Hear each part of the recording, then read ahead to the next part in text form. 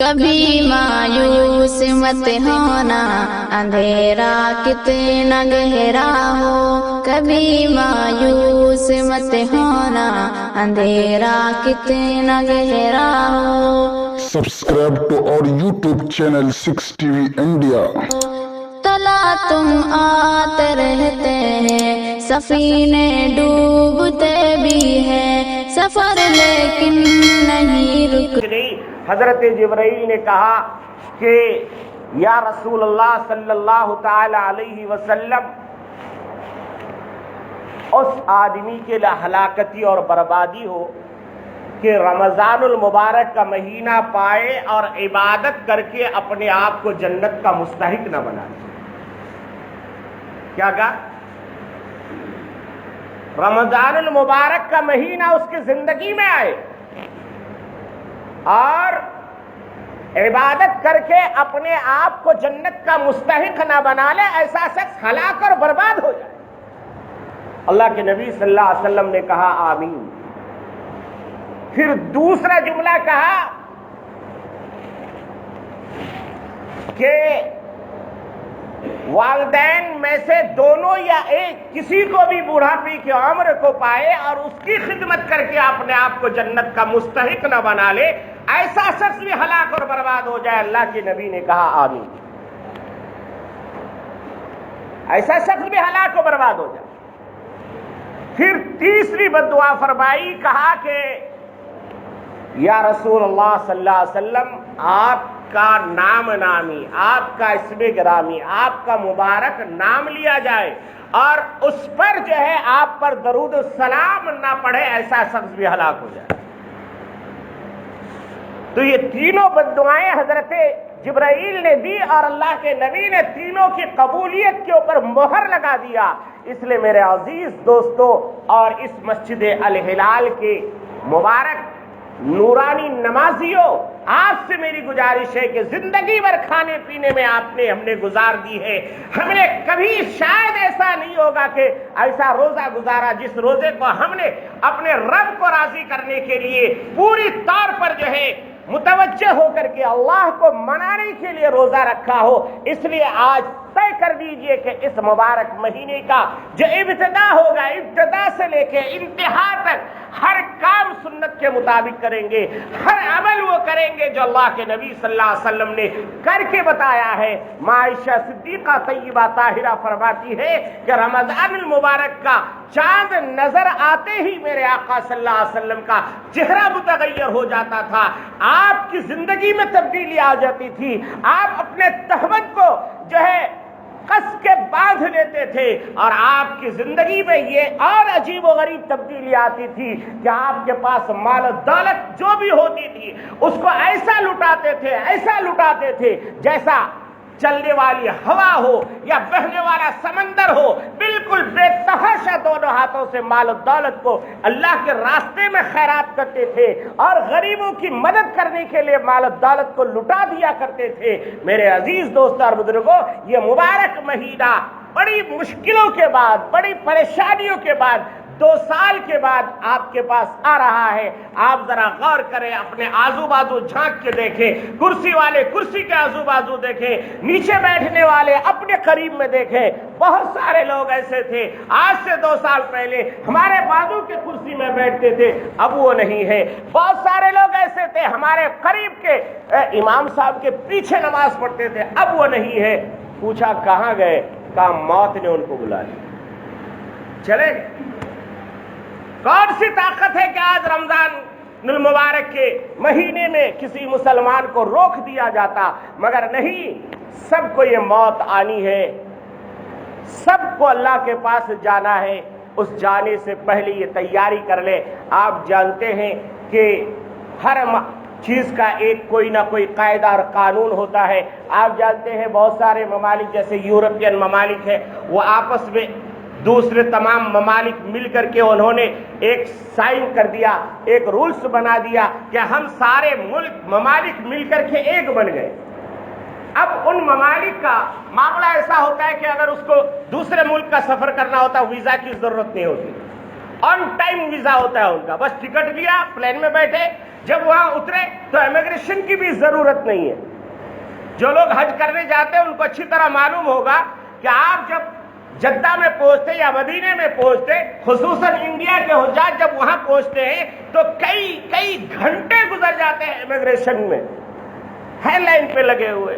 ماشاءاللہ ان کو کچھ کہا بھی نہیں جا سکتا، اللہ کے نبی نے بھی منع فرمایا، مگر ان کی حالت یہ ہوتی ہے، نہ ان کو ان کی سفر کی تکال دیکھا جاتا ہے، نہ ان کو یہ سمجھ میں آتا ہے کہ بھائی یہ بیچارے حاجی ہیں، یہ بیچارے معتمرین ہیں، یہ اتنی تکلیف سے آئے ہیں، چلو کر دے، تھوڑا ایک چیک کرے گا پھر جائے گا سگریٹ پیے گا، ایک چیک کرے گا پھر جائے گا اس سے باتیں کرے گا، یہ عام طور پہ دیکھا جاتا ہے، ہم لوگ نے اپنی آنکھوں سے دیکھا ہے۔ تو یہ کئی گھنٹے گزرتے ہیں امیگریشن کے لیے۔ میں نے ایک ساتھی سے ایک بار ملاقات کی، کہا کہ میں کتنے گھنٹے؟ بولا حضرت 13 گھنٹہ ہو گیا مجھے یہاں کھڑے، 13 گھنٹہ۔ انڈیا سے جدہ پہنچنے کے لیے 4 گھنٹہ، مگر امیگریشن میں کھڑے کھڑے 13 گھنٹہ گزر گیا۔ ان کی حالت ایسی، اللہ ان کے اوپر رحم فرمائے، اللہ اصلاح فرمائے۔ میرے عزیز ساتھیو، اصل کہنا جو میں چاہ رہا ہوں کہ ایک رولز ہے۔ اب عرب ممالک کے جو سارے یو اے ای کے جو متحدہ عرب امارات کے لوگ آتے ہیں، ان کو یہ امیگریشن سے گزرنے کی ضرورت نہیں ہوتی۔ وہ لوگ آتے ہیں، ایک بورڈ لگا ہوا ہوتا ہے، یہ متحدہ عرب امارات کے لوگ ہیں، ادھر سے بغیر چیکنگ کے نکل جائے۔ وہ آتے ہیں، پاسپورٹ ایسے ہاتھ میں لیتے، ایسے نکلتے رہتے، کوئی چیکنگ نہیں۔ آیا پورے فلیٹ کا فلیٹ خالی ہو گیا، مگر 10 حاجی انڈیا کے، ان کو امیگریشن میں اٹکا دیا گیا۔ اسی طرح یورپین ممالک کا وہ لوگ پورا پلین کا پلین آتے ہیں، بس دکھاتے چلتے رہتے، دکھاتے چلتے رہتے، ایک آدمی صرف نظر مارتے رہتا، ہاں یہ یہاں کا ہے، یہ یورپ کا ہے، یورپ کا ہے۔ اللہ تبارک و تعالی نے بھی یہ خصوصی انتظام فرمایا جنت میں۔ جہنم کے بارے میں آتا ہے لہا 7 ابواب، جہنم کے دروازے کتنے ہیں؟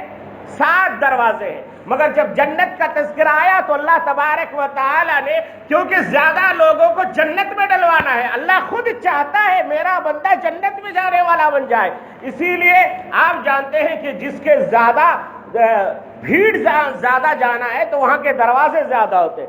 آپ نے اپنی مسجد کا حال دیکھا ہوگا کہ ادھر سے نکلتے ہوئے لوگوں کو تکلیف ہوتی تھی، لوگوں نے شکایت کی ہمارے منتظمین سے، ہمارے صدر سیکریٹری سے، کہا کہ حضرت ہم لوگ کو ادھر سے نکلنے میں تکلیف ہوتی ہے، 2 سائڈ سے 2 دروازے بنا دیں۔ بنائے گی نہیں؟ 2 سائڈ سے 2 دروازے بنائے، کیوں بنائے؟ تاکہ جلدی بھیڑ خالی ہو جائے۔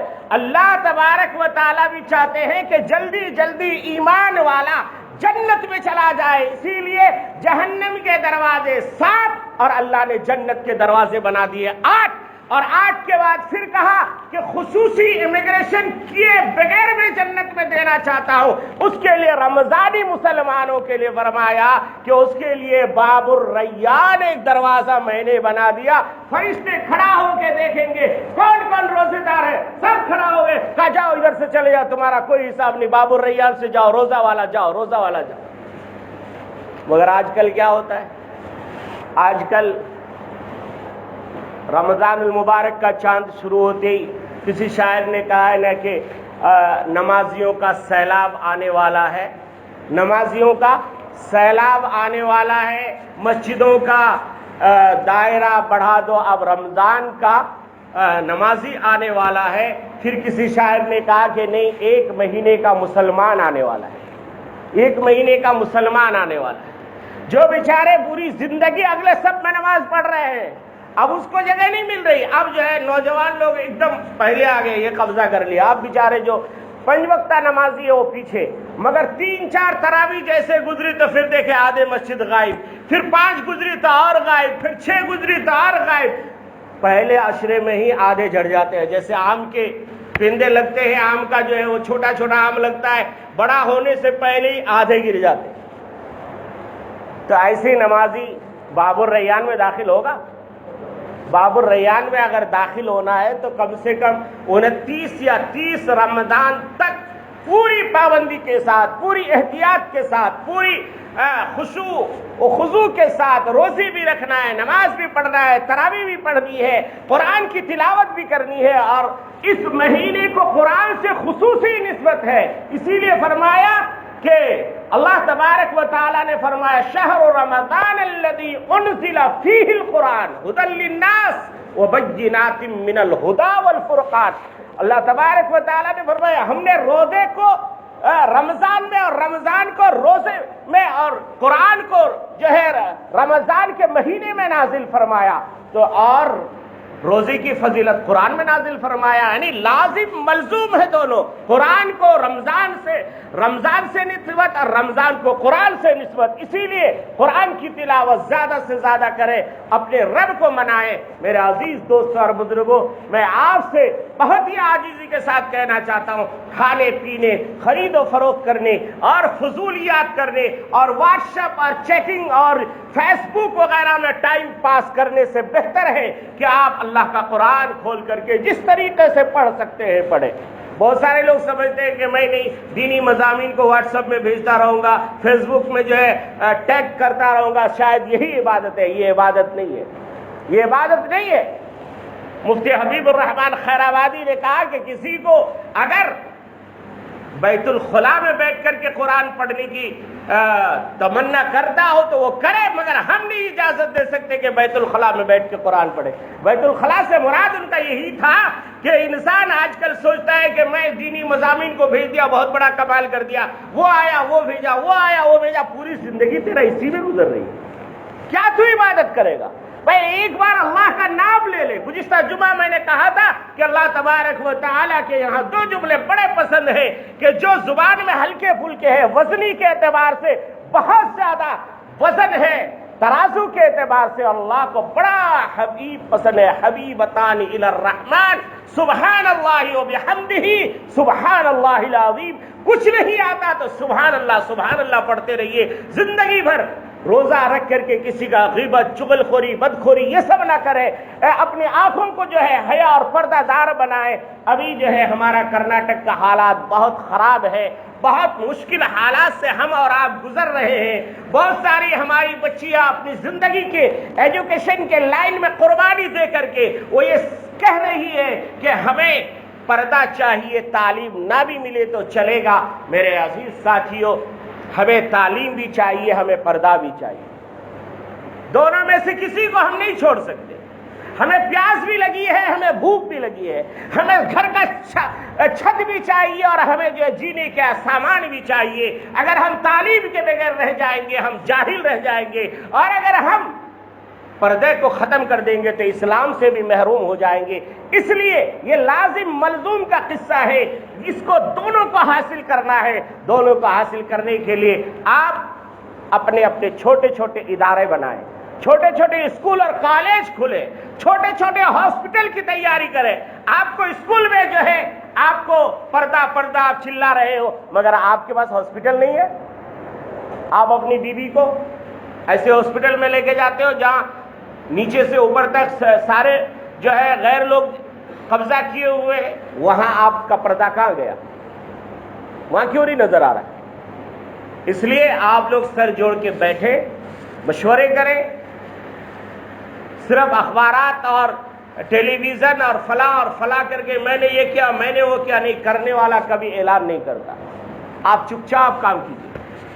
ابھی گزشتہ 2-3 دن پہلے مجھے ایک کالج میں جانا ہوا، بالکل جنگل میں جا کے دیکھا، تقریباً 100 ایکڑ میں عیسائی لوگ کالج کھولے ہوئے، نہ کوئی اشتہار ہے، نہ کوئی ایڈورٹائز ہے، نہ کچھ نہیں، جنگل کے اندر کام کر رہے ہو لوگ، ہزاروں بچے بچیاں پڑھ رہی ہیں۔ ایسا مزاج بنائیے، چھپ کے کام کرنے کی عادت ڈالیے۔ حضرت سیدنا صدیق اکبر رضی اللہ تعالیٰ عنہ دور خلافت میں ایک اندھی بوڑھی عورت کے گھر جاتے تھے، اور جانے کے بعد جو ہے پورا گھر کا کام و کاج کرتے تھے، اور اپنے ہاتھ سے روٹیاں بناتے رات میں، اور سحری سے پہلے روٹیاں ان کو کھلا کر کے واپس آ جاتے تھے، کسی کو پتہ نہیں چلتا تھا۔ جب ان کا انتقال ہو گیا اور پھر حضرت عمر کو پتا چلا کہ ایسا ہوا، حضرت عمر پھر گئے اور جانے کے بعد روٹیاں بنا کر کے اس عورت کو کھلائے۔ لمبا واقعہ ہے، میں صرف مختصر بتا رہا ہوں۔ تو اس بوڑھی عورت کو پتا نہیں تھا کہ حضرت ابوبکر کا انتقال ہو گیا ہے۔ حضرت عمر نے جب روٹی کا لقمہ ڈالا تو وہ عورت نے ہاتھ پکڑ لیا اور کہا کہ جو روزانہ مجھے روٹی کھلاتا ہے وہ نہیں، آج تم دوسرا کوئی آدمی۔ حضرت عمر کی آنکھوں سے آنسو آ گئے، رونے لگے۔ کہا ماں تم کو کیسے پتا چلا؟ کہ آج جو تو نے روٹی کا ٹکڑا میرے منہ میں ڈالا ہے وہ ثابوت روٹی کا ٹکڑا ہے. آج سے پہلے جو مجھے روٹی کھلایا کرتے تھے، کیونکہ میرے منہ میں دانت نہیں ہے، میں بوڑھی ہو چکی ہوں، اندھی ہوں، مجھے نہیں پتا ہے کہ کون کھلاتے تھے، وہ پہلے اپنے روٹی کو اپنے منہ میں چباتے تھے اور اس کے بعد چبائی ہوئی روٹی میرے منہ میں ڈالتے تھے، میں آسانی سے نگل جاتی تھی. حضرت عمر دھاڑے مار کے رونے لگے اور کہنے لگے ماں مجھے معاف کر دینا. وہ کوئی نارمل انسان نہیں تھا، وہ امیر المومنین حضرت سیدنا صدیق اکبر رضی اللہ تعالیٰ عنہ تھے، جو روزانہ آپ کے گھر میں آ کے جھاڑو لگاتے تھے، آپ کے کپڑے دھوتے تھے، آپ کے پانی بھرتے تھے، اور لاسٹ میں روٹی بنا کر کے کھلا کر کے وہ اندھیرے میں غائب ہونے والا شخص کوئی اور نہیں تھا، وہ ابو بکر صدیق تھے. آج تو 10 روپے دیں گے تو 10 اشتہار آئے گا. ایک زکات کی ساڑی بانٹیں گے، سیٹھ صاحب اس وقت تک ساڑی اس غریب کے ہاتھ میں نہیں دیتے جب تک کیمرہ والا کیمرہ آن کر کے اس کا فوٹو نہ لے لے. سیٹھ صاحب آپ کو شرم نہیں آئی؟